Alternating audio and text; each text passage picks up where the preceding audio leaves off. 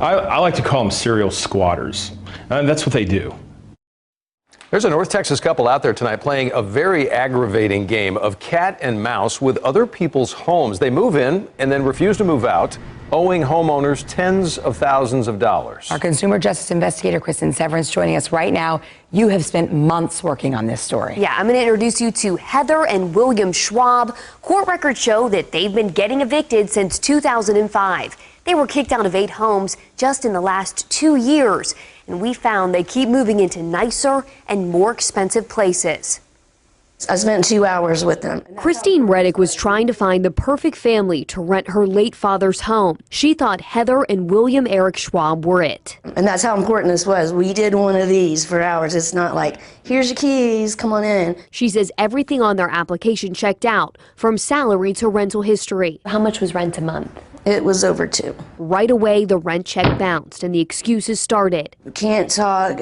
Eric's grandmother died. CPS is coming over. I got fired at my job. You can only go so far with a story. I was born at night, not last night. Christine started the eviction process. There's a process, and the weird thing is it protects them or buys them more time. The Schwabs moved in July and were kicked out 5 months later. There was stuff everywhere. They smoked in the house. My pool was now a Mountain Dew green. They still owe her more than $7,000. Christine, a realtor, said they lied on their application. Nobody in their right mind would lease to somebody with all those evictions. She had no idea the Schwabs had been doing this for years. Court records show they were evicted at least 14 times before moving into Christine's home. Former landlords say they use fake information to get in and work the system to stay as long as possible without paying.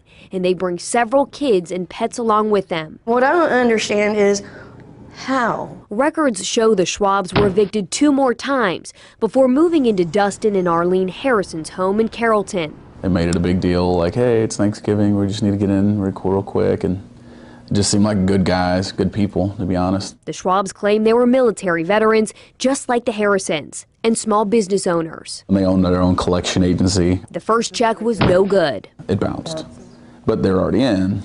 But that's a part of their thing. Dustin said he kept covering rent, giving them more time. I'm just a good old East Texas boy, just I'll help you out. Then the Harrisons started getting foreclosure notices. We were paying a mortgage on a home that they were just squatting in. The Harrisons tried to evict the Schwabs themselves, but quickly learned these people know more than we do.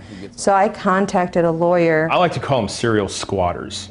That's what they do. The Harrisons hired attorney Mark Gerling. Gerling knew the Schwabs. He had just evicted them from a home in Louisville. They know eviction law in some cases as well as many attorneys. The Schwabs were kicked out of the Harrisons' home 7 months after moving in. The animals peed everywhere. It was really gross. It was horrible. And thanks to the Schwabs, their credit was now horrible too. I don't know if we should tell you credit scores, but we're a 780. I'm a 530. The Schwabs left the Harrisons' home and moved into a house a mile away. They were evicted.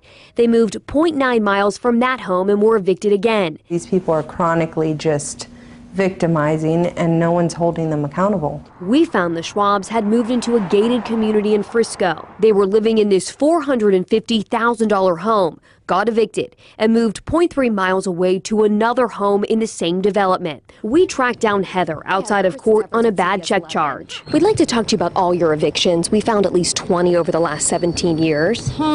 First, she claimed ignorance. What are you talking about?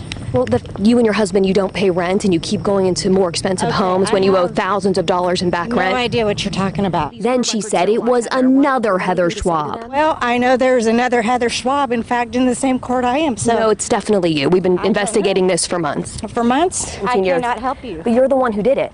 Ma'am, I don't even know what you're talking about. Here, let's go over all of these landlords. Well, Christine Reddick, Matthew Laubert.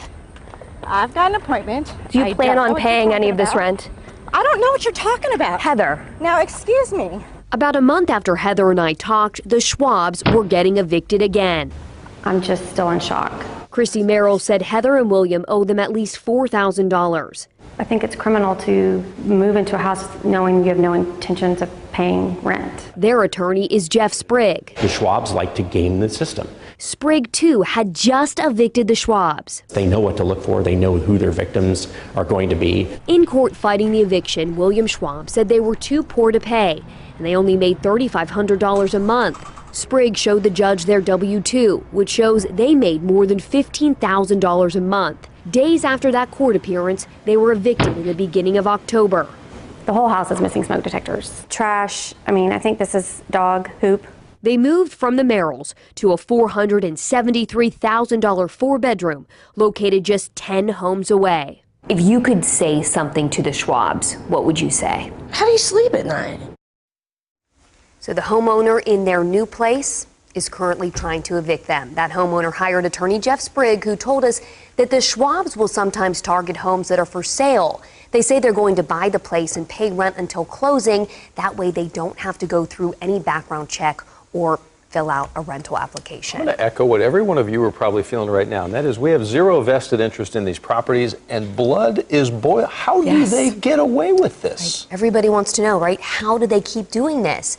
Well, everyone that we talked to told us it's civil, not criminal. We talked to a lawmaker trying to change that.